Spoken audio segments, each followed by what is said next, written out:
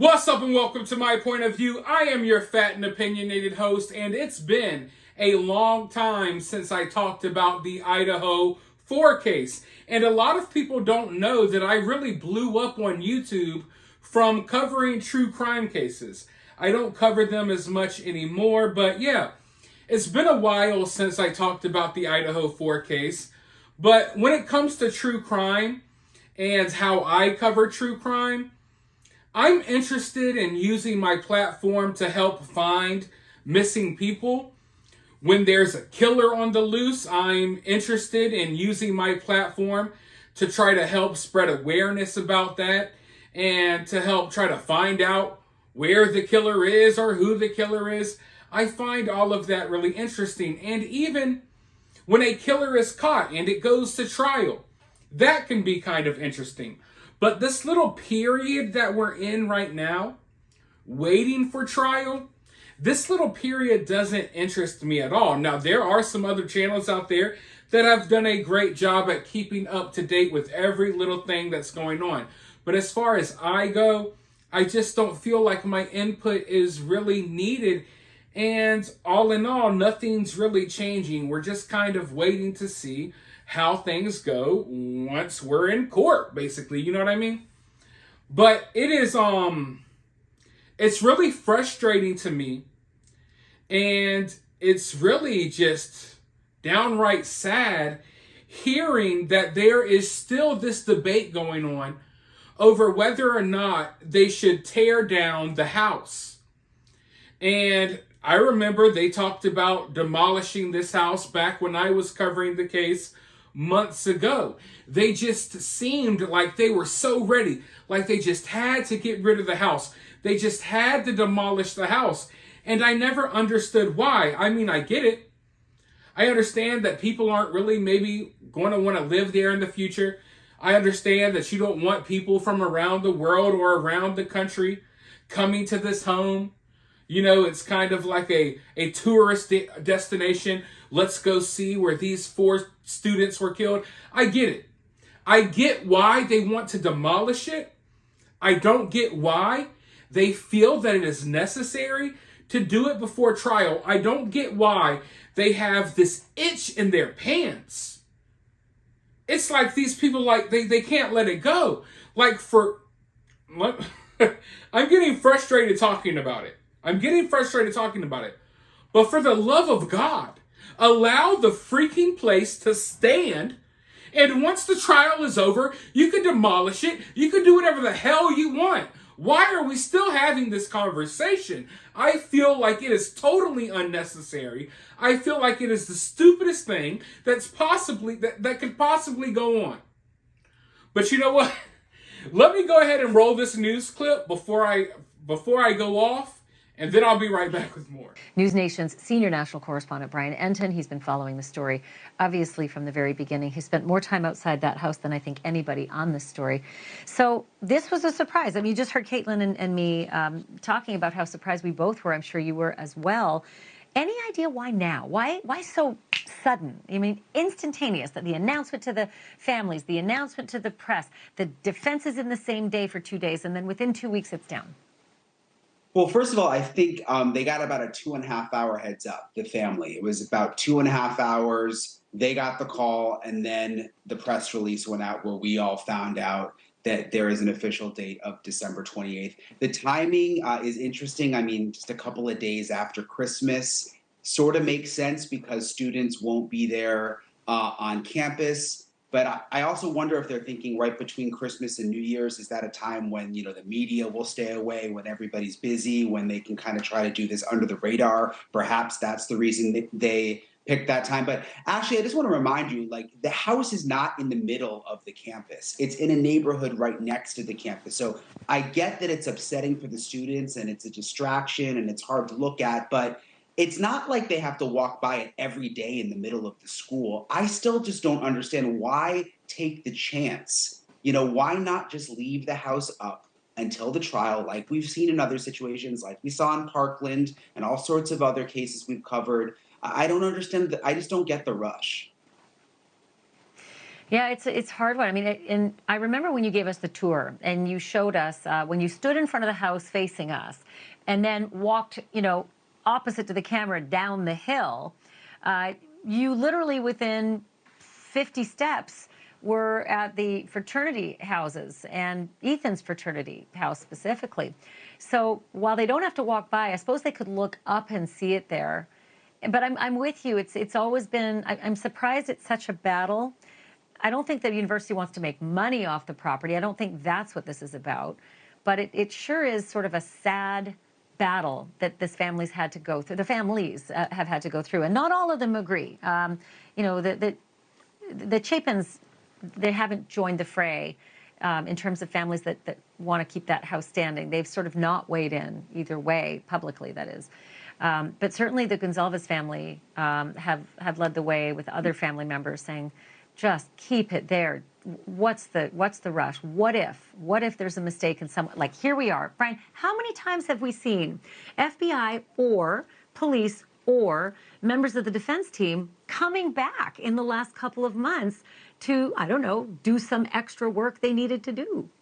Yeah, and who knows, they might need to do something else that they haven't thought of yet, or maybe the jury will want to see the house. Steve Gonzalez, Kaylee's dad, made a good point to me last month when I spoke to him about this. He said, if this stays in the county and they don't move it, and they're trying to find a juror who is unbiased, it could very well be a farmer. And to him, a farmer isn't going to want to see a 3D image or a computer view. They're going to want to go out and see the house for themselves. And they're saying, well, the inside is different and it's been, there's been chemicals and you can't walk around. But even the outside, Ashley, I mean, maybe they're going to want to stand on the street and say, what could you actually see from that window? Or what could you see from the front to the back of the house? Or what exactly does the road look like in that area compared to the house? I mean, they may not even have Bryan, to go inside.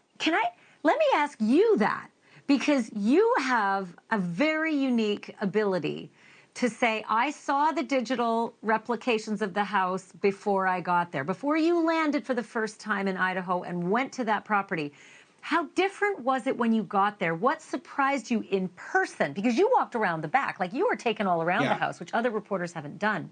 So you tell me how different it would be looking at a digital model compared to showing up there for the first time and getting the real feel.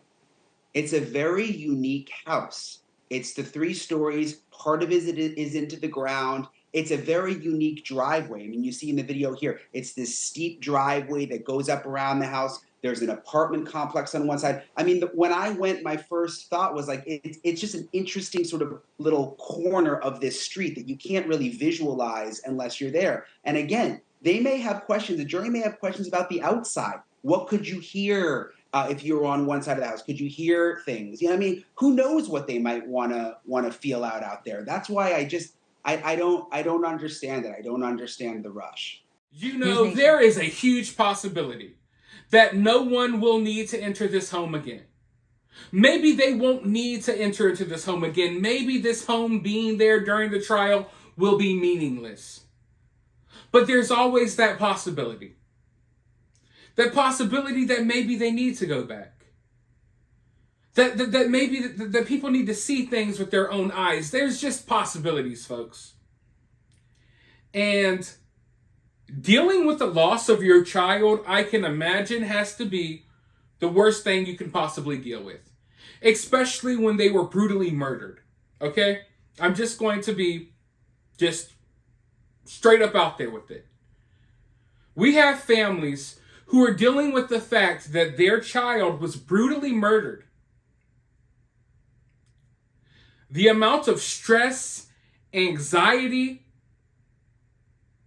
and just overall sorrow that comes with something like that, why would you want to put any extra stress?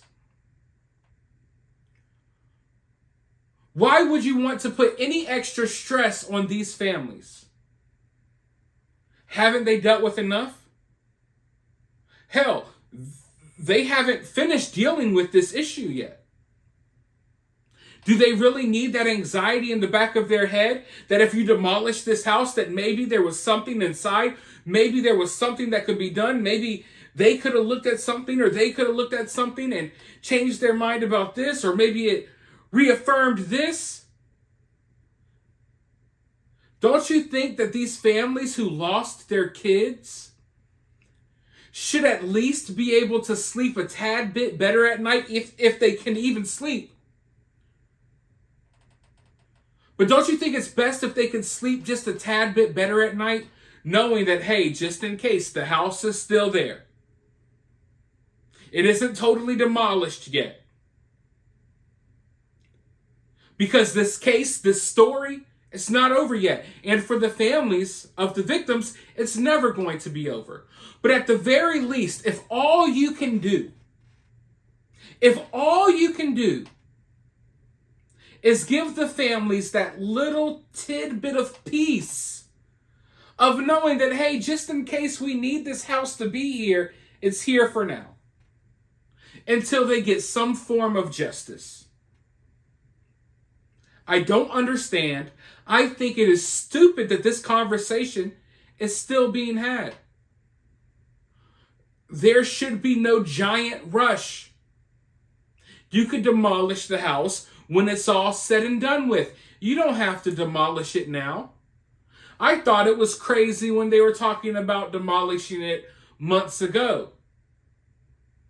But I figured that maybe things changed, but here we are still on the same path.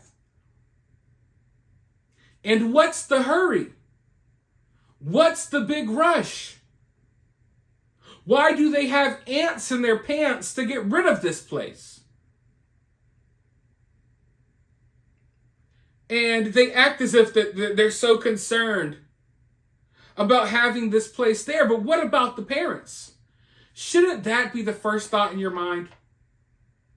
Instead of tearing down this crime scene, maybe we can leave it up until they get some closure. And then we could rip this thing down. We can bulldoze it. We can hit it with that big ball on the end of the thing. You know what I'm talking about, the wrecking ball. We can put Miley Cyrus butt naked on the wrecking ball and send it straight through the house. At least let these families get some closure first. So, yeah. I don't know what else to say.